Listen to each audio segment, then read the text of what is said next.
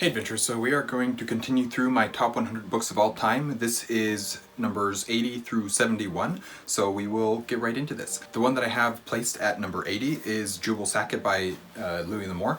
This is one of the, it's like book 6 or something in the Sackett series. Let me see if I can find out real quick. 1, 2, 3, book 4 in the Sackett series. I don't know why this one resonated with me as much as it did, but I really love this book. This is my favorite book in the Sackett series for sure.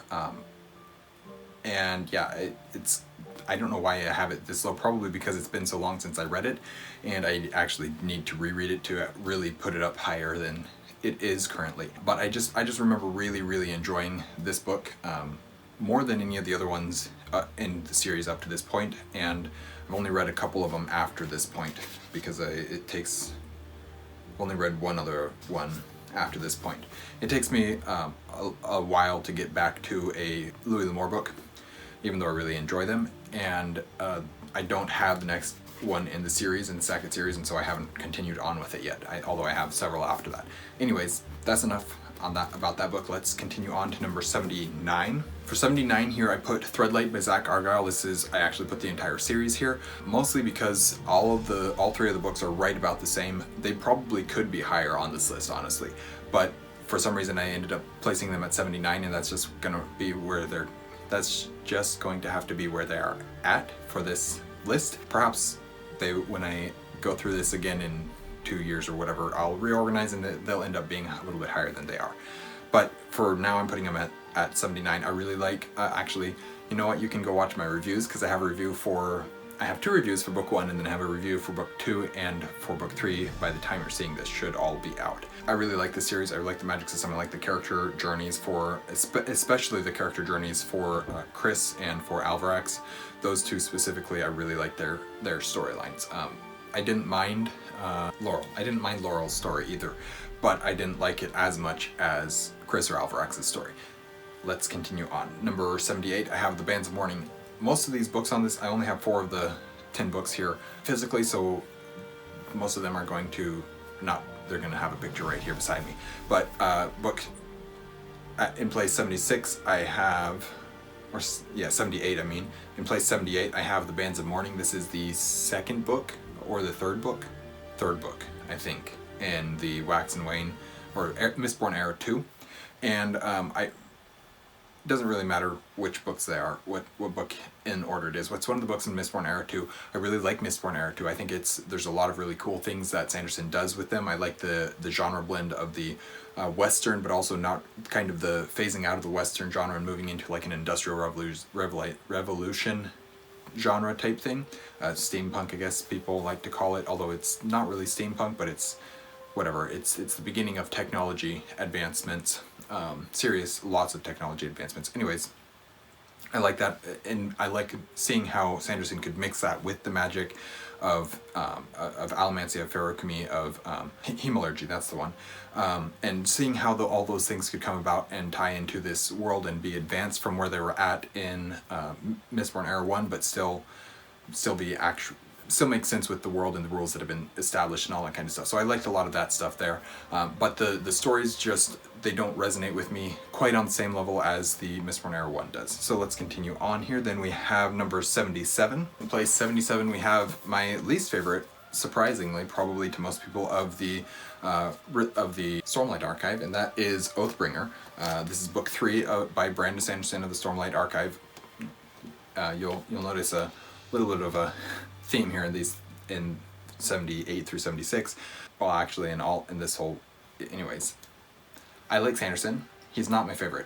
Bringer, I don't think is as good as everybody else thinks it is. It's fine. There's some really cool stuff in it. I really like learning about Dalinar's story, but it's not as interesting to me as Kaladin's story or Shallan's story.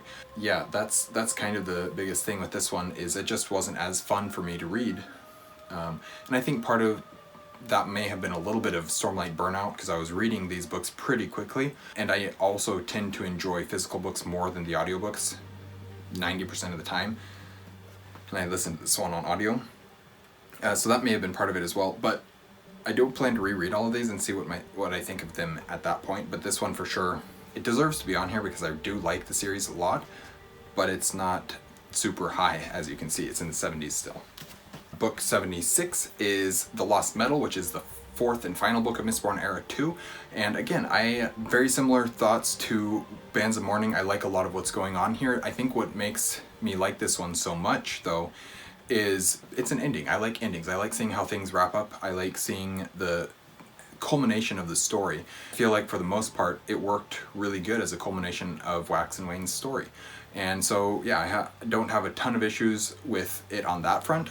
My biggest issues come with the amount of Cosmere connections in this book. It's just like, all right, we're opening the floodgates and everything is going to be a Cosmere connection here, and I don't love that. I like stories to be more standalone, more able to stand on their own 2 feet.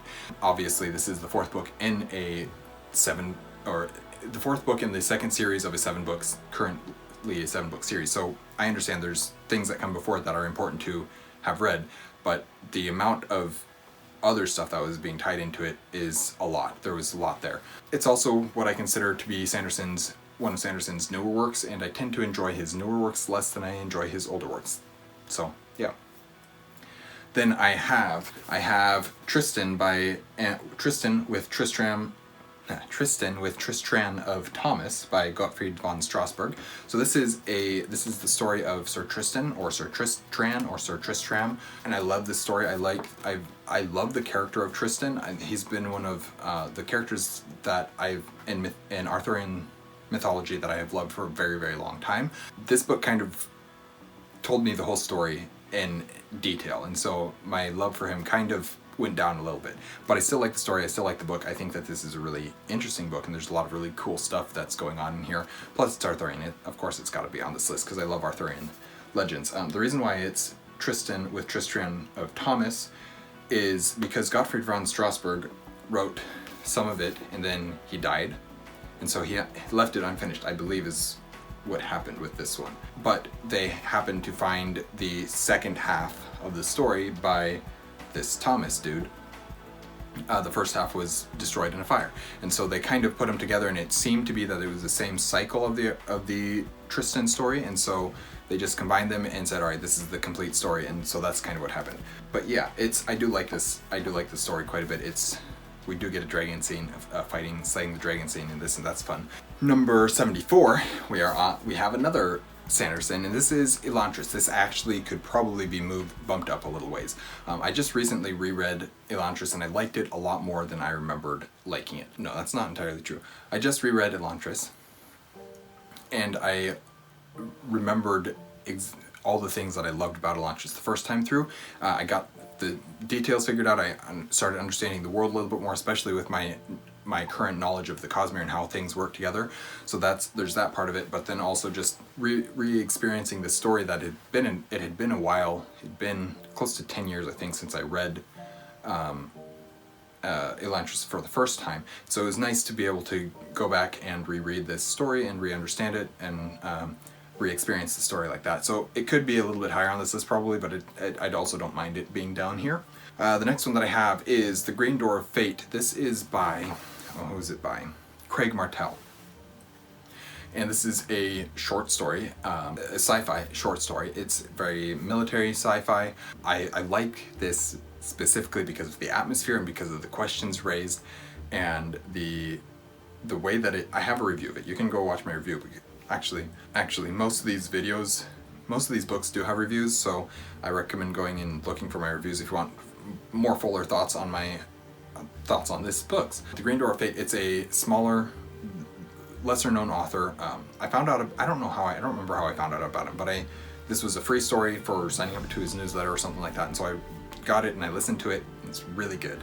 I really liked a lot of what I was hearing here, so yeah, I like this story. It's a mysterious door. Is it alien? Is it not even a door? Who knows what this is? But it's just lots of questions that are fine, that are fun for me to contemplate as I'm reading the story, and then I can just set them aside and move on.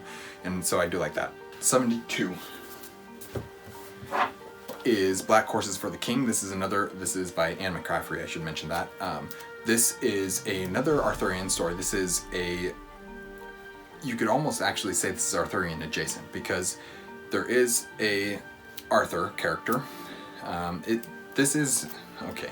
The approach to this is basically, what if Arthur was a real character, real human being, as it seems like he likely was. But what if we take this probably this real version of the character, and then go and not tell a story about him, but rather tell a story adjacent to him, meaning a stable hand and a blacksmith in his court, essentially, that creates horseshoes for and takes care of the horses. So that's essentially what this story is about. And I read it, I need to reread it because it's been a while now, but I read it and I really enjoyed it. And so that's essentially what this story is, but I did really enjoy it, and it's Arthurian, so again, it needs to be on this list because I love Arthurian legends. We are now to number 71 and the final one, and this is, I'm going to put on here The Protectors of Brittany by Mike Mullman. This is the series as a whole, so book 1 is Becoming a Druid, book 1.5, or kind of book 2 now, is Sins and Sorrows, and then book 2, or kind of book 3 now, is